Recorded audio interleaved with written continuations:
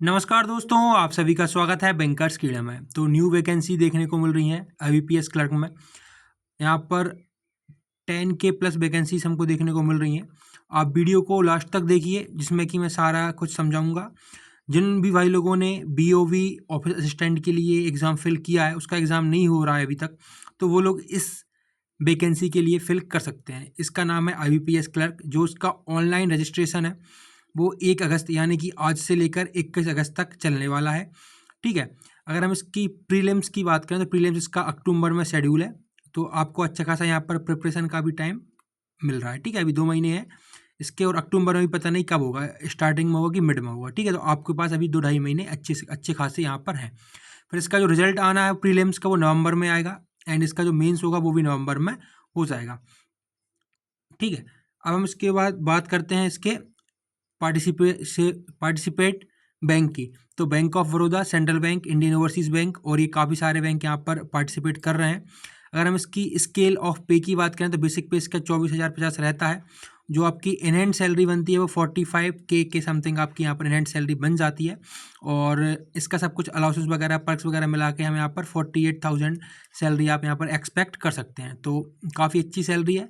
आपको अगर initial start करनी है किसी भी जॉब से तो आप इससे स्टार्ट कर सकते हैं। ठीक है, इसमें बैंक्स में रेगुलर प्रमोशंस भी होते हैं, तो ये आपके लिए काफ़ी अच्छी अपॉर्चुनिटी रह सकती है।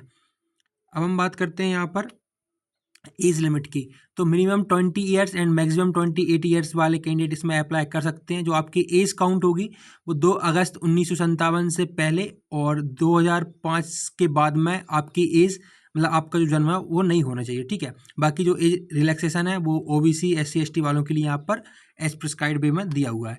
हम बात करते हैं इसके एजुकेशन क्वालिफिकेशन की।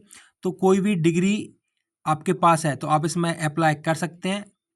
इवन आपको यहाँ पर लोकल लैंग्वेज प्रोफिशिएंसी टेस्ट भी पास करना पड़ेगा, मतलब कि आप जिस स्टेट से हैं आपको उस स्टेट की लैंग्वेज यहाँ पर आनी चाहिए। ठीक है, तो ये सिंपल सी इसकी क्वालिफिकेशन मांगी गई थी।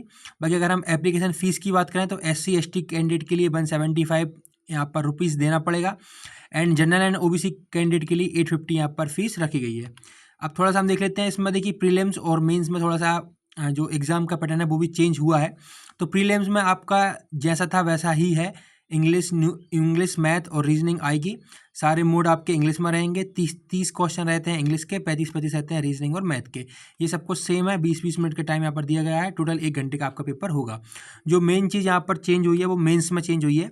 मेंस में क्या हुआ कि सारे मोड आपका इंग्लिश में ही रहेगा। जो जनरल अवेयरनेस और फाइनेंशियल अवेयरनेस का 40 क्वेश्चंस में 50 मार्क्स दिए गए हैं, जो कि 20 मिनट यहाँ पर अलॉट किया गया है। इंग्लिश में 40 question 40 marks 25 minute. But reasoning में यहाँ पर इन्होंने थोड़ा सा चेंज किया हुआ है। 40 क्वेश्चन दिए हुए हैं लेकिन 60 मार्क्स यहाँ पर रखे गए हैं और 35 मिनट्स इनको दिया गया है। वही चीज़ 35 क्वेश्चन क्वांट में रखे गए हैं एंड 50 मार्क्स इसको अलॉट किए गए हैं, एंड 30 मिनट्स इसको भी दिया गया है। टोटल आपका 2 घंटे का पेपर होगा। तो ये थोड़ा सा मेंस में यहाँ पर बदलाव किए गए हैं। ठीक है, अब हम बात कर लेते हैं यहाँ पर टोटल वैकेंसीज कितनी है और कौन कौन से स्टेट में कितनी वैकेंसी आपकी यहाँ पर आई हुई है। तो मैं आपको यहाँ पर PDF पे लेके चलता हूँ और PDF में दिखाता हूँ कौन कौन सी वैकेंसी आई है। सबसे पहले हमारा अंडमान एंड निकोबार है, जिसमें कि टोटल वैकेंसी 13 आपको देखने को मिल रही है। फिर इसके बाद हम देखते हैं आंध्र प्रदेश में टोटल वैकेंसी आपको 367 देखने को मिल रही है। फिर अरुणाचल प्रदेश में आपको टोटल वैकेंसी 22 देखने को मिल रही है। आसाम में 204, बिहार में 308, चंडीगढ़ में 63, छत्तीसगढ़ में 214 और दादरा एंड नगर हवेली में 35, दिल्ली में 416, गोवा में 87, गुजरात में 753 और हरियाणा में 144, हिमाचल प्रदेश में 114, जम्मू एंड कश्मीर में 61, झारखंड में 106, कर्नाटका में 1170। इसमें अच्छी खासी पोस्ट है लेकिन आपको इसकी लैंग्वेज आनी चाहिए। केरला में 330 और लद्दाख में 5 हैं। लक्षद्वीप में हमारी 7 हैं और मध्य प्रदेश में 601 हैं।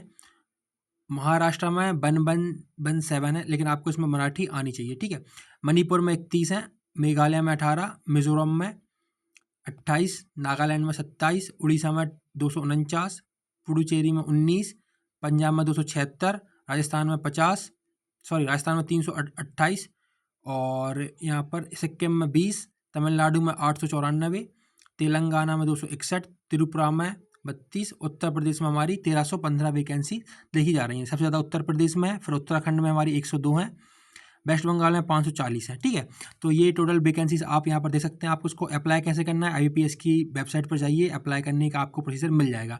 अगर आपने टेलीग्राम को ज्वाइन नहीं किया तो टेलीग्राम को जरूर ज्वाइन कर लीजिए, आपको ऐसी अपडेट्स मिलती रहती हैं। ठीक है, बाकी यहाँ पर 2 से 3 बैंकों ने अभी वैकेंसी को रिपोर्ट नहीं किया है, तो हालांकि इसमें थोड़ा सा इंक्रीज होने का चांसेस है।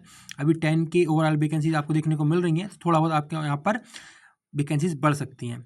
तो ये स्टेट वाइज वैकेंसी है, इसलिए आप इसको 10 के नहीं मान सकते, आपको अपने स्टेट में ही फाइट करना पड़ेगा। तो आप उस हिसाब से देख लीजिए।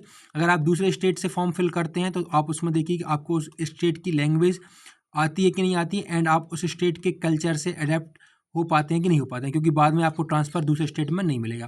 तो ये छोटी सी अपडेट थी। Till then keep watching, keep subscribing, keep loving. Radhe Radhe दोस्तों।